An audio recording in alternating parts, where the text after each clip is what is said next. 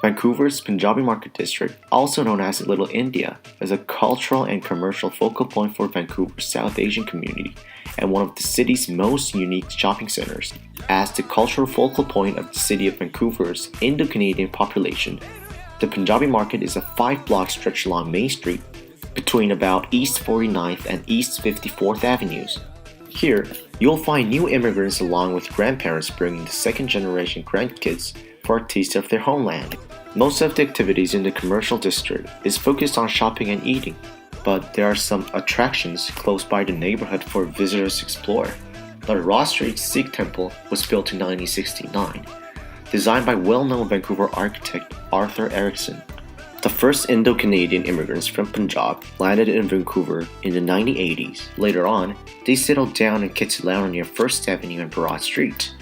Over the years, the neighborhood has become increasingly popular among the nearly 300,000 South Asian residents in the city as a focal point for culture and commerce. There are a number of Indian restaurants, sweet shops, and groceries representing cuisine from varying parts of the subcontinent, as well as other businesses that cater to an Indo-Canadian community. All history depends on the social purpose, and this could be one of the justifying evidences why oral history techniques exercises more power than written history recently. History lets people seek to understand the changes of time which they experience based on their own lives. We will say here, Punjabi Market is a good way to demonstrate the oral history and to recollect a part of the modern history of Vancouver and to make Canada be seen transparent with any cultural phenomenon.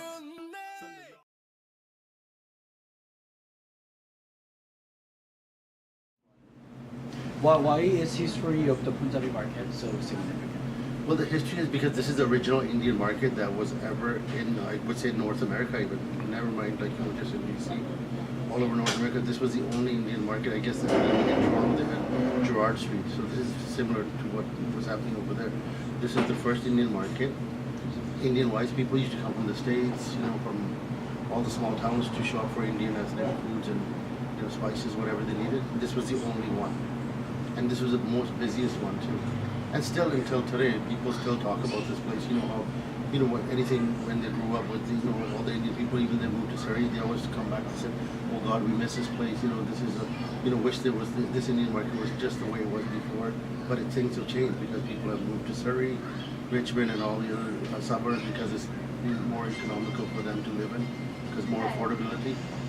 So in the markets, and then all this Indian market is over there. There's probably more Indian markets there than here.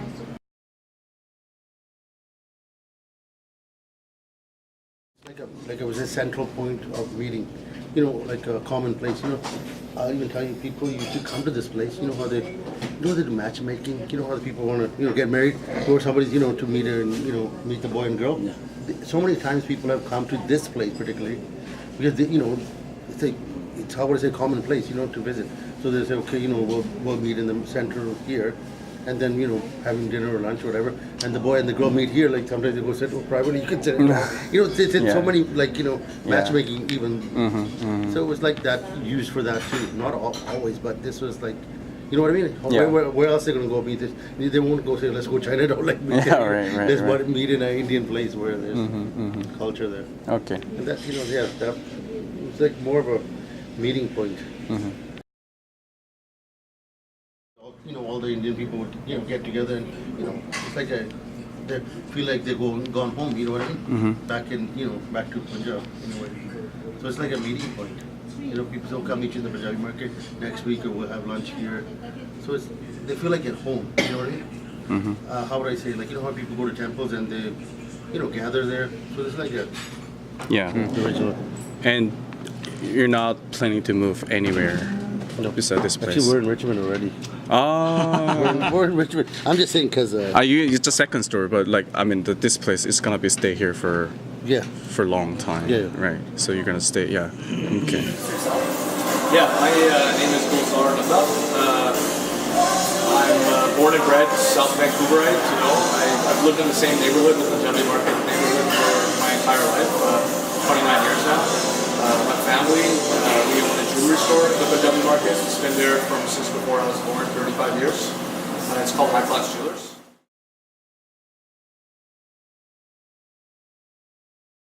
I've been working there on and off since I was a kid. I went to school really close by at Henderson Elementary, which is about like 4 blocks away. So by the time I got old enough to be able to leave school grounds, right, during lunch I'd walk over to the shop and I'd eat lunch there, and if there was somebody that needed a little bit of help, I'd be able to help them. Not like really expensive items, but if they wanted to see like a silver chain or something like that, I'd be able to help them. And like my entire life, I would say I've been working.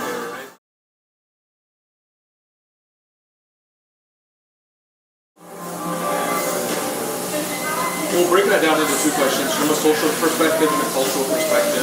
From a social perspective, for society at large, how they're going to interact with the Punjabi market, I'm not really sure.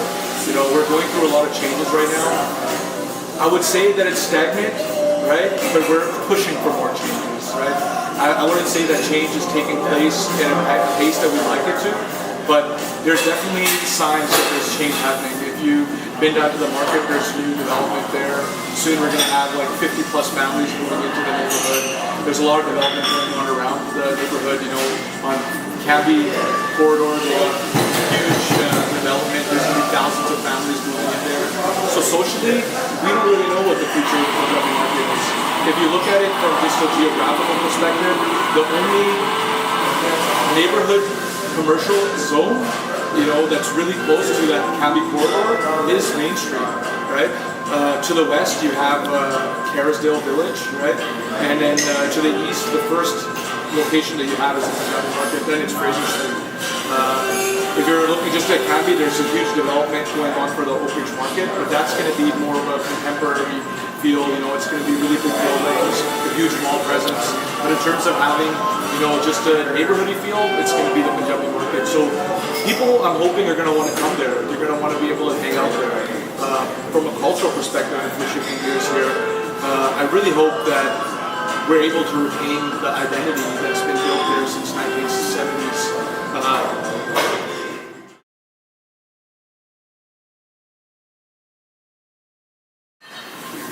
I think that it's good for Punjabi people that there's more options, like looking from just like a purely economic standpoint, right? The more supply there is, right, with a given amount of demand, you have a better standing in the marketplace. You have more choices, more options. There's different experiences available to you, right? I think that's great for the Punjabi market. There's more people moving here, and I would think that the Punjabi market in Vancouver was very limited in its space. So if they were to have stayed here, there's a lot of people like my family, like my mom and dad, who wanted an opportunity to build a business, but they wouldn't have been able to just because it's so small. So naturally, they go to Surrey, where there's so much space. And with the people moving from Vancouver to Surrey, there's obviously a need in Surrey. They want people that live somewhere. They want their amenities. They want the businesses they have a relationship with to be close to home, right? So I think that there was like just a natural thing that happened, like over the last few decades that market popped up.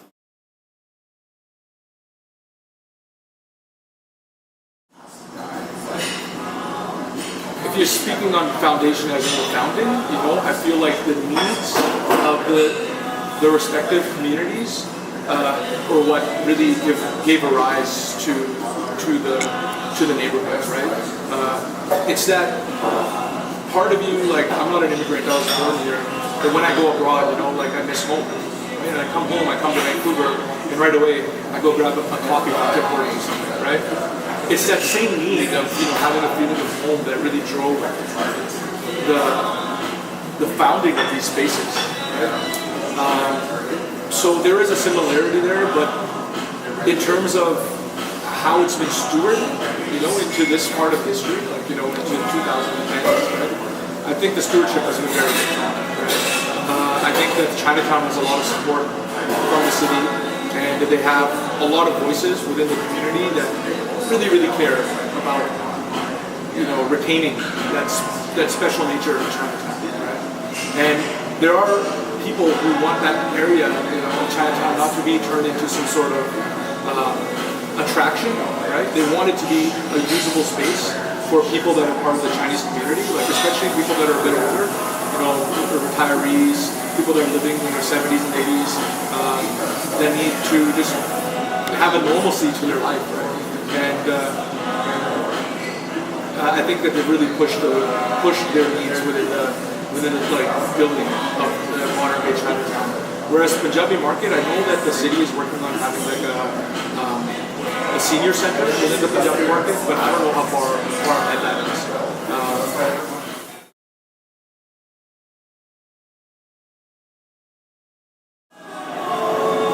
In 2010, there was supposed to be this huge project, okay? Federal, municipal, provincial levels of government were working on this gate. It was called the India Gate, Punjabi Market Gate.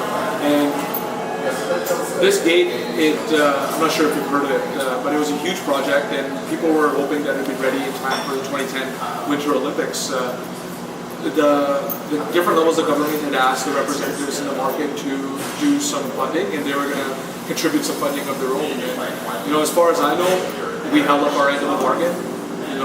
The grassroots community, they came up with all the funding that they needed, but the project fell through, right? So I've heard this story many times where there's people that are wanting to do something at a grassroots level and they engage with the government, right? But the project somewhere somehow fails. Now, if you look at it from a different perspective, for developments, they're putting up a new building on the corner of 49th and Main in the Punjabi Market, which I think is a great thing that's happening, right? But that's the private market, private space, and they were able to put in money, get their project approved. But there was no holdup for them. Their project is completed now, right? Whereas our projects, we're looking to do something. I feel like they never get completed. For somebody that's really pushing to do something, you feel like the blame should be put on yourself sometimes, right? Like, am I lacking something that I can't push this through, that I can't engage with the people the right way? It's sort of depressing, Like, for me, the reason I'm really, really interested in fixing the Punjabi market, my dad died a couple of years ago, and I really loved him. He spent his entire life in the Punjabi market, 35 years. He built up a huge business. People came from California, they came from Alberta, they came from all over to come to his small little business. Right? He was the first Punjabi jeweler in Vancouver. India is a huge place. There's different people, there are different dialects, different cultures, right? The Punjabi culture is one that's really, really strong within the Vancouver community. Before he opened up shop, there was not a single jeweler that was Punjabi jeweler, right? He opened up, his business flourished. After he passed away, I thought to myself, I have so many good memories here. A lot of my memories of my dad are here, right? And look at this place, it's like falling apart. If this place goes, then everything that had, my dad, it's gonna feel like it's not too. That's why I really want to fix the place, right? Various immigrants occupy the modern history of Canada, and it is obvious that they initially did not have power to appeal as an immigrant. As seen through the settlement of Punjabi Market, we will be able to deeply understand the market as an independent entity and as a part of cultural unity. Oral history is built around social relationships as it intervenes in personal life and history. As the scope of a history expands its domain to the ordinary people's lives, the authority will be controlled and exercised by those people.